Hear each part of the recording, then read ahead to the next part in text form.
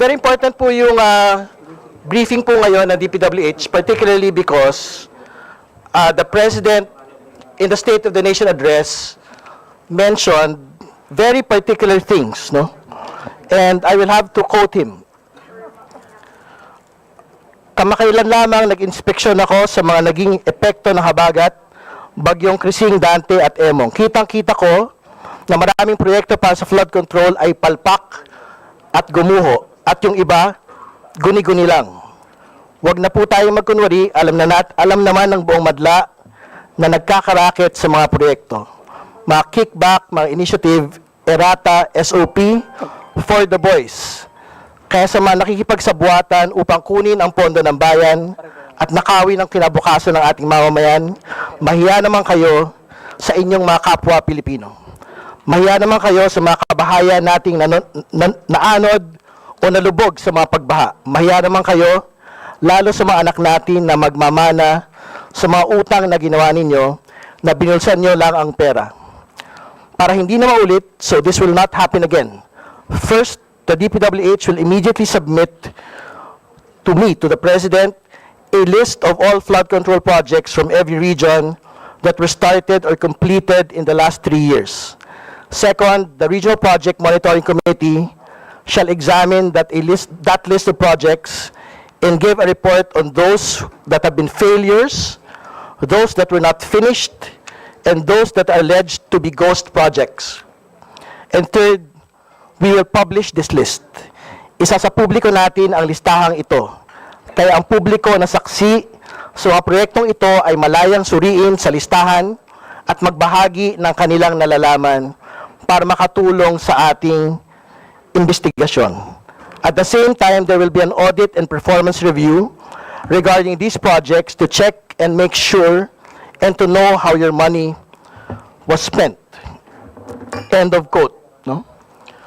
So very important po yung public briefing na ito and the future hearings relating to flood control projects because it is a presidential pronouncement and it is close to the hearts of the nation as to the status of these flood control projects in light of recent typhoons. No? So, binabanggit po ng Pangulo ilang mga bagay. Palpak at gumuho ng mga proyekto. So basically, ang pinag-usapan niya po dito yung mga substandard ng mga proyekto. Binabanggit niya rin po yung usapin po ng mga guni-guning mga proyekto. So basically, yung pong mga ghost projects. Ano? Binabanggit din po niya yung mga racket sa mga proyekto. Kickback, SOP, for the boys, errata, initiatives. At naglatag ang Pangulo ng ilang action steps. No? Una, yung pagbibigay po ng listahan ng lahat ng flood control projects at i-determine po yung 5 mga bagay. Una, what has been started. Pangalawa, what has been completed. What were failures. Pang-apat, what were not finished. At panghuli, what were the ghost projects. No?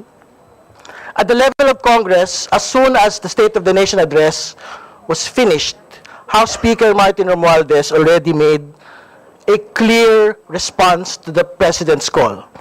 And he has been seeking a comprehensive congressional review of all infrastructure projects and fund implementation. This is this response of Congress today. And a particular focus will be on ghost projects, bloated contracts, chronic underspending, and abuse of discretion in fund realignment and procurement. And the Speaker himself stated very specific action steps. Una po, real-time public reporting of project progress and fund use. Pangalawa, mandatory compliance with performance standards by contractors and agencies. Pangatlo, national infrastructure audit framework to prevent misuse of public funds. No? So this Committee on Public Accounts meeting is the House's immediate response to the President's pronouncement in the SONA, and we will seek answers from government's infrastructure agencies on the following matters. First, the necessity of flood management and control systems. Second, the existence of regional river basin and river system river system master plans. Third, the impact of climate change, environment risks, and human activity on flood control systems. Fourth, the project cycle of flood control projects.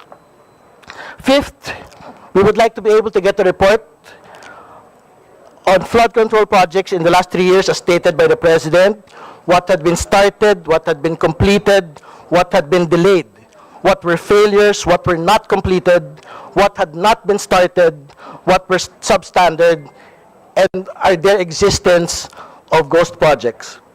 Sixth, we would like to know the implementation impact of flood control projects that were placed in the National Expenditure Program versus congressional initiatives, versus flood control programs which were congressional initiatives. We would like to determine whether there exists feasibility studies for both types of proposals.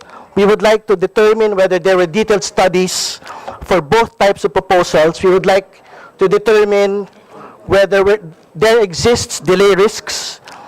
We would like to determine what the department has actually undertaken, on whether or not they have discretion to suspend implementation absent actual studies.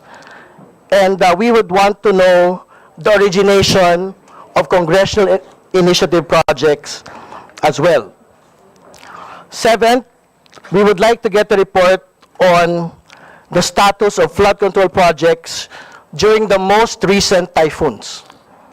Did the facilities fail? Where were the areas where the flood control facilities worked? Does the department take accountability for the floods?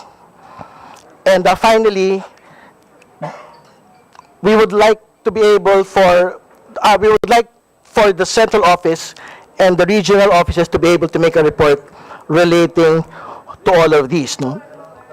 Next, we would want to know for areas in the National Capital Region and areas within Manila Bay, whether or not there is an impact relating to floods on the Manila Bay reclamation that is being undertaken in different parts of Manila Bay. Next, we would like to get a list of contractors which implemented the largest flood control projects by project cost in the last 3 years. We would like to get a national list, and we would like to be able to get a regional list. Within this list, we would want to know which were completed, which were delayed, which were failures, which were substandard, which were ghost projects. We would also want to know whether or not the department has already undertaken a blacklisting of contractors due to flood control project delays or failure, substandard implementation, or ghost projects. And finally, together with the House Committee on Good Government, we would like to be able to know whether or not rackets, kickbacks, SOPs for the boys are actually occurring at whichever level of government, whether at the level of the agency, whether at the level of Congress, whether at the level of the contractor. We will invite persons with personal knowledge of these activities to blow the whistle, participate in future hearings, expose conspiring contractors, government officials, and employees and private persons who are involved in these activities. The committee will be fair, but we will be firm. The nation deserves nothing less. Maraming salamat po.